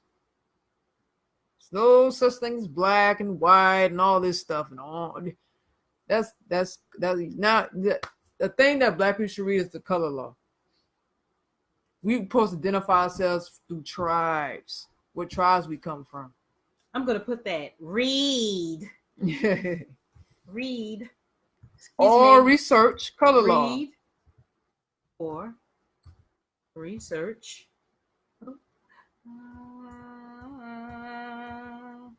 Research color law. Yes, ma'am. Color law. Shucky ducky. But Yakub was known by another name too. I can't remember the name right now because actually, you know how it's the same thing when you hear Bible stories, those biblical stories. Is their names are in biblical sense, but then actually in reality, don't end it. You I'm sorry. Where I want to put it? put it right in there. You almost hit the wrong. No. Yeah, please. Do I have to hit enter? Yes, yes. Okay. My fault. I'm not trying to have y'all. I just want you to be. My fault, y'all. I just want you to be aware. Oh yeah. I just saw it. I'm like, ooh, yeah. That's right, Judith. Preach. Yes, preach. No, I'm not preaching, but I'm just giving. I'm just giving history. Jewels. Yeah, jewels, history that we can look at and reflect on, and what can we do to change this cycle. That's all. That's why I'm putting it out there. That's all. We need to change this cycle. We need to acknowledge what we've done. It's long overdue. Right. Exactly. And like I was saying with the color law, you can read or research it, and like I said, we should be identifying through tribes. Black people need to find out where they come from, what tribe they come from. Absolutely. And just so you know, all black people ain't African. Definitely. If that was a surprise to anybody. Well, it might be. There's some black people can say, oh, we all African. No, we're not. So we Hamites now? Because in biblical terms, that you would be considered a Hamite. Were we Hamites? I thought we was Israelites. Now, there's probably black people who do have lineage in Africa. I'm not saying that don't exist. I'm just saying everything doesn't start there in Africa. Don't you know there's other corners of the planet that black people existed at? There was different tribes. You had the color, you had the coppered people. Coppered, right? That's not black, is it? Not at all. My color, right? So what that tell you? Copper colored people that lived in different parts of the world, not just in Africa. They just like they didn't have just pyramids in Africa. There's pyramids everywhere. There's pyramids in the United States of America right now that still exist. It's still standing. No one lives there, but I'm saying it still exists. See, that's the other misconception. See, Europeans want you to stay focused on Africa, to throw you off so you won't find out who you truly are. Now, I mean, that's great. You know about Egyptian and Egypt. That's great.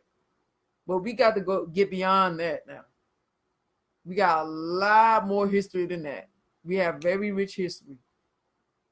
So people should find out where they come from. And most of them going to find out they're not even rooted from Africa. You got to think about it. You had different tribes in all corners of the world, not just in Africa. And actually, the planet was known as Asia. First of all, there wasn't no separate states and cities. One big planet called Asia. And then when they say America, they mean a Mexican. This is Mexum. A Mexum. A Mexum. Just like Kemet, Akabalan, the more ancient name, Akabalan. I mean, you can go further too. There was different variations of names, but yes. And people need to figure out or find out where Africa come from. Well, okay. I ain't saying no more. I'm done. But I just wanted to put that out there. I'm just saying, as a people, just with these stories we done read so far, we just need to be more aware. We need to know ourselves. Know ourselves. We need to know thyself and unify. Love and please each other, stop protect saying each other. I'm Indian. If you Indian, find out what damn tribe you come from. Right. And stop saying I'm Indian, knowing your ass may not be Indian. Find out your tribe. That's true. Find out, yes, your tribe, where you come from. It's important, not only for yourself, but to pass down to generations, whether you have children or not. Pass it down to generations. Your It's nieces, a must. nephews. It's a must. Stop being ignorant to who you are. Don't just assume you're from Africa. Yes, please don't assume that. You ever notice? Ever notice Africans over there don't claim us? Do you ever notice that? They sure don't. Ask yourself why. Because they know. Okay, we might have the same to a degree the same hue. Because there's some Israelites over here who are dark skinned, yes. We might have the same hue, but don't mean we come from the same tribe. It could be like, cousins. Just, But, even through history, Hamites and Israelites was always at war with each other. Whether that was over, land or religion, so on and so forth. Or even because it might have been some infiltration or colonization. It's a lot of it's a few different factors. Like, it's few factors why the Israelites, us over here, were at odds with the Hamites, the Kemetic people. So now I do understand we should unite as one. Rather you Kemet, you're a Kemetic person, rather you the Native American, we are the original Native Americans.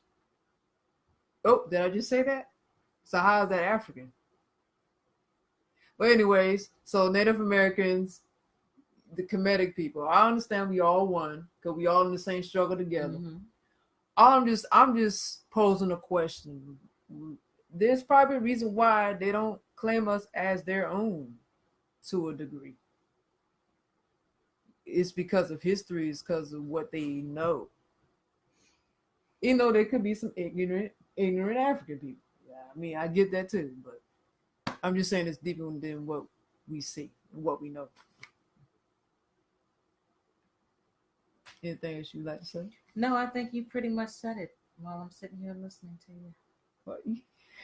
What your face look? No, I'm only playing. Well said.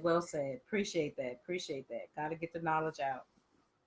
Is there something else you want to read? Oh no, while I was listening to you, as if we don't talk about this anyway. Yeah, we talk about this off the show. So no, I'm just tripped out about him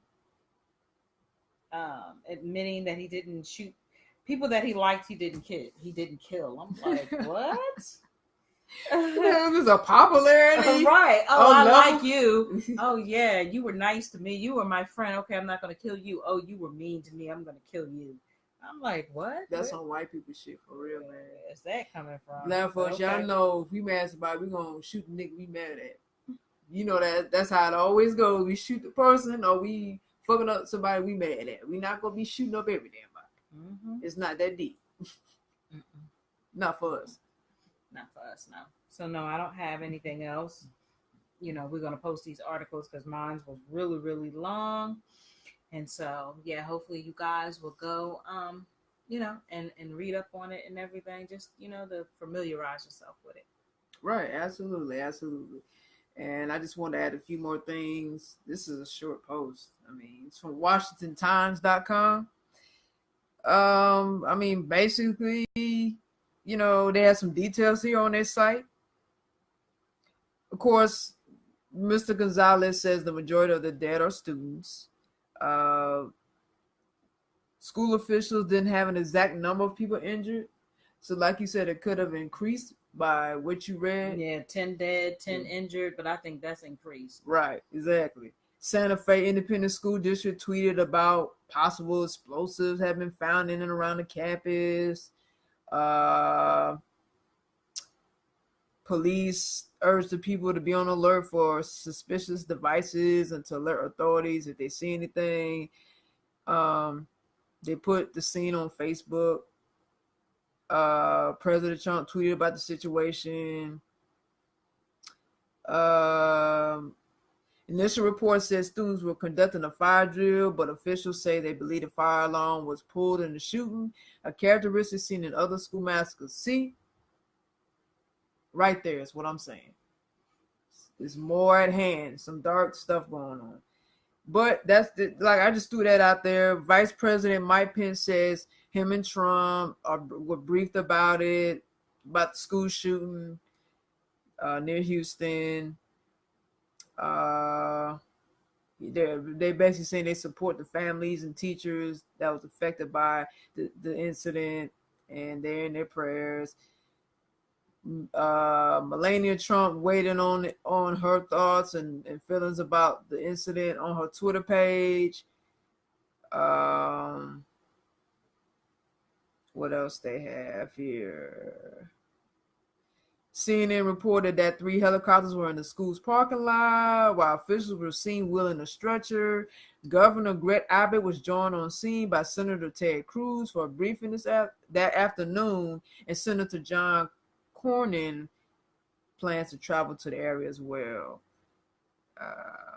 What else? Yeah, that's pretty much it. I mean, there's other little stuff, but it's not that important. But this is come from WashingtonTimes.com, and I'm going to post that story on our Instagram and Facebook and all other social media platforms when I get a chance. So let you guys read that. And that's it. I ain't got nothing else for that. Not that whole story. Okay. So we can move on to the next thing. So we're moving on to our last topic of the evening, which is the volcano eruption in Hawaii. Not sure if you guys are familiar with that, but this is coming. What I'm going to read from is the CNN.com article, and its title is 2 weeks after Hawaii volcano eruption, residents say it's getting worse. And I believe as of today, there was some more situations that was going on. So if I can find that article, I'll make sure I send that. I'll make sure that it gets posted. I believe this is global warming. Right, exactly. Some HAARP situation going on. They're messing with the weather. So this is coming from Paho, Hawaii. Steve Gebbe has to wear a face mask every time he comes close to his home on Hawaii's Big Island. When the Kilauea volcano, I might be saying it wrong, erupted May 3rd, Gebbe and hundreds of others were forced from their homes in the Leilani Estate subdivision. His home is still standing, but is surrounded by toxic gas. It's hard to believe that it's happened in our neighborhood, Gebbe said, and every day has gotten worse. Residents have periodically been allowed to go back and check on their homes. Fissures or cracks in the ground are opening wider and wider by the day. The lush green jungle has become rotten yellow vegetation. Sections of the street that disappeared under the lava 2 weeks ago now look like a river of black molten rock. The toxic gas continues spewing from the fissures. Gebbe, who's 56, said the windows and doors of his home have turned orange because of the gas. He knows he will likely never be able to live there again. We can't give up, said Gebbe, who's lived in his estates for 12 years. This is paradise. 22nd fissures forms. The 22nd fissures opened on Friday morning, according to the Hawaii Volcano Observatory. The Hawaii County Civil Defense Agency also said in an update that 40 structures have been destroyed as a result of the lava. In the past week, an eruption from the volcano's summit shot ash and smoke 30,000 feet into the air. New fissures appeared, and some earlier ones reactivated flowing lava. Authorities handed out almost 18,000 masks to help residents deal with the fallout after Thursday's explosive eruption from the Kilauea summit. The sulfur dioxide was thick afterwards near the Hawaii Volcanoes National Park. Enveloping, I had it. I'm sorry. It's okay. Enveloping the area in a thick fog that smelled of rotten eggs. And in Pahoa, the earth sounded like it was cracking wide open as lava spattered and exploded from fissures. Let me see what else they have here. That's okay. Short. Okay. Just want to make sure. Kaluli Beckland has been watching lava spurt from fissures night after night from her Hawaii home. She was startled by how loud it was, but life goes on. She still goes to work at a local grocery store where an eerie Apocalyptic. apocalyptic scene plays out as residents meander through the aisles wearing gas masks. Scientists with the U.S. Geological Survey said they expect the eruptions to continue.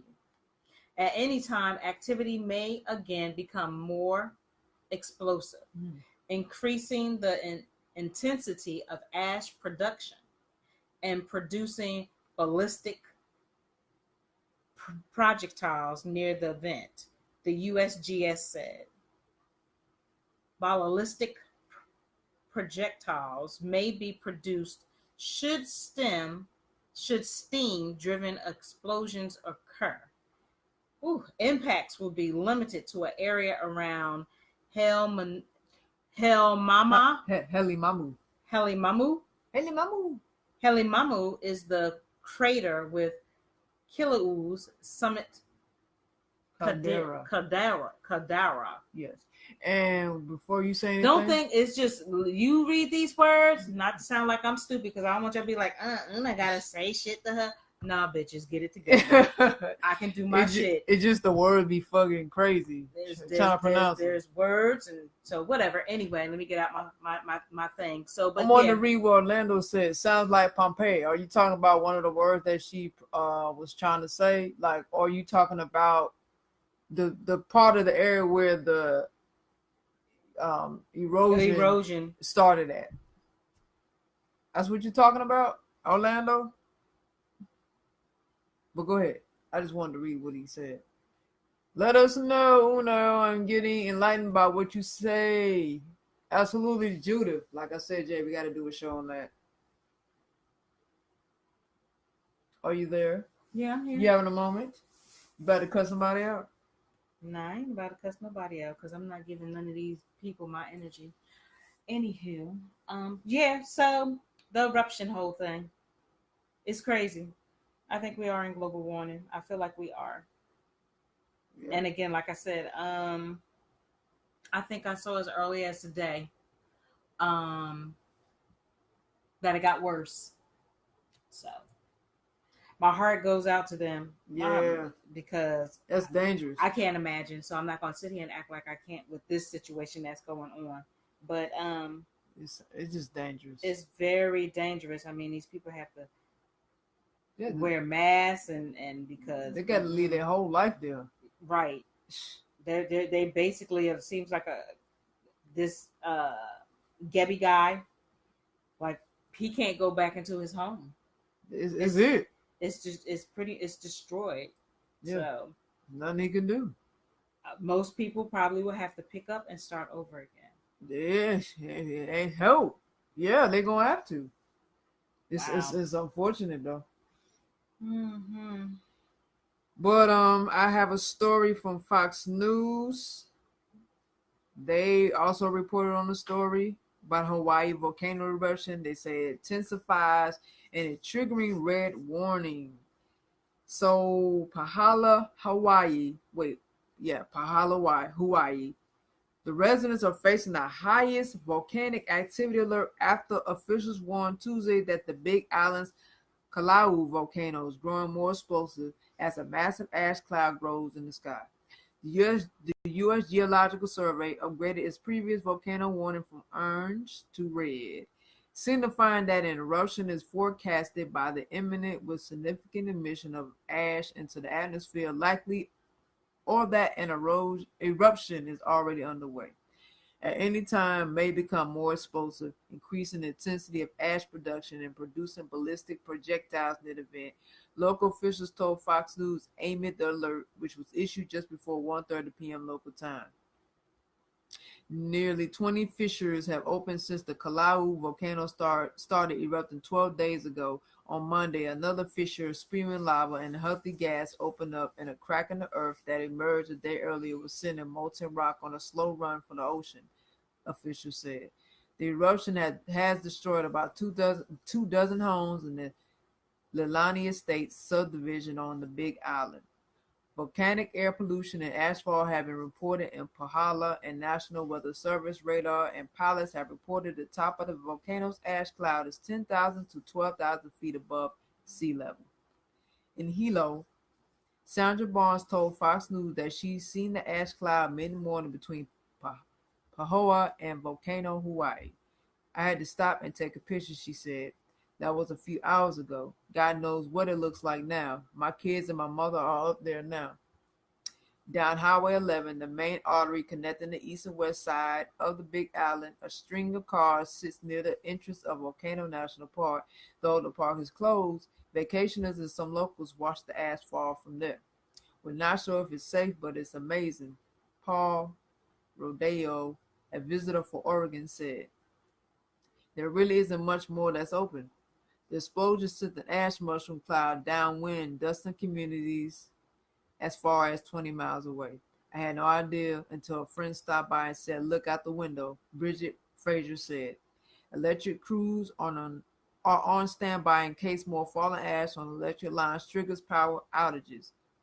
Hawaii Electric Light said a light dusting of ash and moisture on utility and insulators could result in electrical short circuits.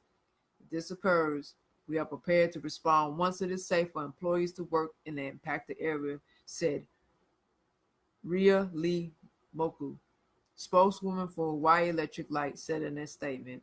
While we have equipment that can wash off ash from utility equipment, this is the first experience we will have with widespread volcanic ash. Nearly 2,000 people have been told to evacuate since May 3rd. And this story was published 5 days ago.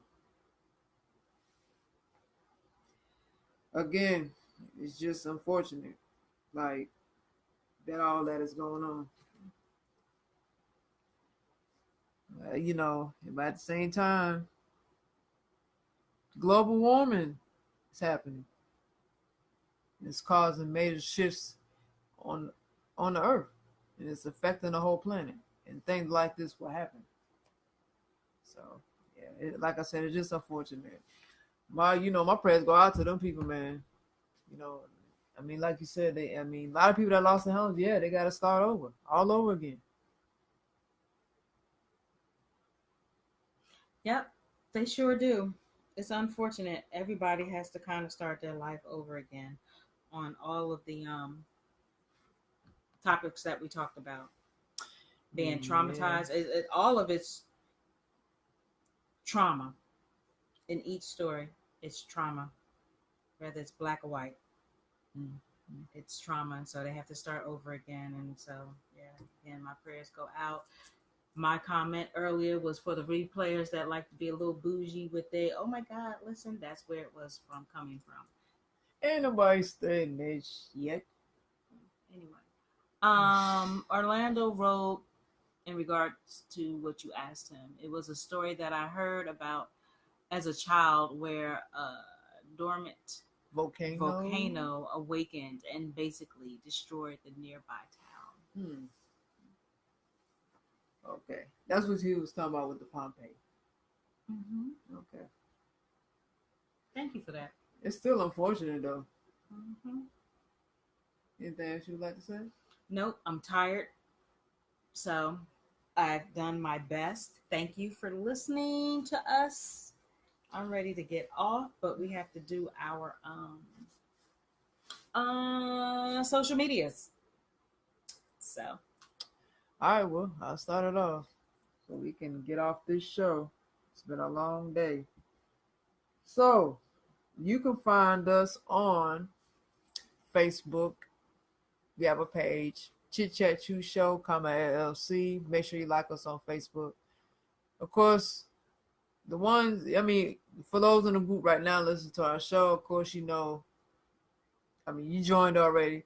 But for those who have not, me and Jade, open invitation for you to join the group and be a part of the community, the Chit Chat Chew Show community, and to check out our shows, our future shows, okay? So please join our group, Chit Chat Chew Show podcast group.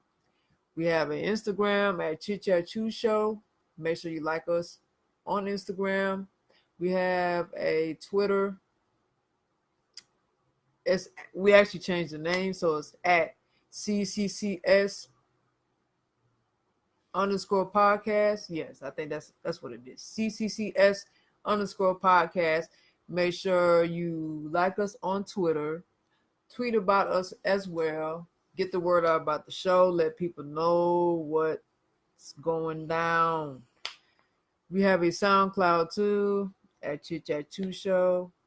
Make sure you follow us on there. Just support it. We have a YouTube as well. Our channel is Chit Chat Chew Show Podcast. And I meant to say our SoundCloud is Chit Chat Chew Show Podcast, but you get the point. YouTube, Chit Chat Chew Show Podcast. Make sure you subscribe to our channel. Hit the bell for notifications so you'll be up to date when we upload stuff. Please, thank you. We have a Vimeo as well, Chit Chat Chew Show Podcast. Make sure you follow us there. Just support it. I think I said everything. The website, not sure if you said it, www.chitchatchewshow.com. Again, that's www.chitchatchewshow.com. You can go on our website and look at past guests that we had on. So there's a variety of different guests that have been on our show. There is also a link to donate if you're interested in donating from the heart. Everything that we do, is to build our empire, if you will, up. And so that requires money. And so we appreciate your assistance in anything that you're willing to give. We have a link where you can sign up as a guest as well. We have a link that for sponsors, different sponsorship packages. If you would like, your business on our website to be featured, things of that nature, definitely just reach out to us. And what else is there? We have soaps that I believe on our website. It has the prices. We have small and large soaps. What else? Also, be authentic. Be authentic. All I can say is I don't know it offhand right now. We are on our Facebook if we want to look up Be Authentic, which is B and then authentic, AUTHENTIC. The Instagram is Be Authentic underscore products. That's our Instagram. Be Authentic underscore products. What else? If you want to be a guest on our show, you can reach out to us by email. Business email is chitchatchew_show@yahoo.com. Again, that's chitchatchew_show@yahoo.com. We are really, really, really getting more strict with, you have to be serious if you're going to come on the show. There's no ifs, ands, or buts about it. If you decide at any time that you have to cancel and you want to reschedule, please let us know in advance. I know sometimes things come up. I get it. But just please let us know, because our time, our energy that we put into our shows. So please. We don't want to waste it. No. We don't like time being wasted, as I'm sure you guys understand. We don't like surprises either with the last minute stuff. And no surprises either, those outrageous surprises. And no deleting if we happen to have you on our live Facebook Chit Chat Chew Show podcast group. If we happen to have you do that, please understand, it's just like if you get on your own page and you're doing a Facebook Live, a presentation about yourself. That's what we would be doing as well. So if we ask that of you, we just want you to deliver that. I mean, it can't be that hard to talk about yourself and what you do for an hour. And we can shoot the questions. We should, as you're doing the live video, we're under your comments and your video shooting the questions to you. As well as anybody else that's Right. on Yeah. listening as well. They shoot you questions. And you just answer it. Right. And you still building a conversation. I mean, how hard is that? And when it's all said and done, don't delete the post. Don't delete our show. Don't do that shit. Please don't do that. Please don't. Because I will call you out and I'm not doing subliminals. If I got something to say, I'm directing, okay? I'm coming to you direct, okay? I'm not doing subliminals. So please don't be deleting our live videos like that one idiot did when I called her damn name out and snapshot the shit and put it on Instagram just to give you a reminder that we handle things a certain way. So you have to communicate. You have to let us know, if there's something that needs to be fixed or you want something enhanced, like whatever it may be to accommodate where it could be, appropriate or, decent video. Let us know that, but don't just go deleting the shit. That's very disrespectful to what we do. But like you said, we put time and energy, even money into this. Okay. So please be respectful of that. Absolutely. And be honest. Okay. Absolutely. So if you feel some kind of way about the video, if you didn't like the video, just say, hey, I didn't like the video. Can we just do it? Just have a do-over of the show. That's fine. Don't go deleting it. The hell wrong with you? Oh, I just got on my feels again about it. I got triggered. I'm sorry. Yeah. So let me just add on, as I will be putting out there. I am now a online healthy place botanical dispensary store. So I have CBD hemp oil products that have good essential oils in it without the high. She said she doing something. Yeah. So if you're interested, or if you're not interested and maybe perhaps it can help someone else, please go to my website. You sure got energy for that? Heck yeah. Life. Oh, I thought you about to smack me in my head. Wellness.healthyplacebotanicals.com. Again, the website is Life's Total Wellness healthyplacebotanicals.com. Come check me out. Please go check her out. It's awesome. Check me out. Okay. So I thank you. I thank you for listening. Judith, Aggie, and Orlando York. Appreciate it. And anyone else in advance that is going to listen to the replay. Don't let just because when we're done, don't let the comment stop. If you have more keep the conversation going. Yes, keep the conversation going. Because I like to run my mouth on Instagram. And Orlando, I see you like my stuff on Instagram a lot. So, I do have a lot to talk about, and I will conversate back and forth with anyone. So even on here, the same thing with me and Jay do a live. We love to converse with you guys. Have an awesome conversation. Have an awesome rest of the week. Love on yourself first. Respect yourself first. Respect your temple from head to toe. Think highly of yourself. Say something encouraging about yourself. Say something encouraging about someone else.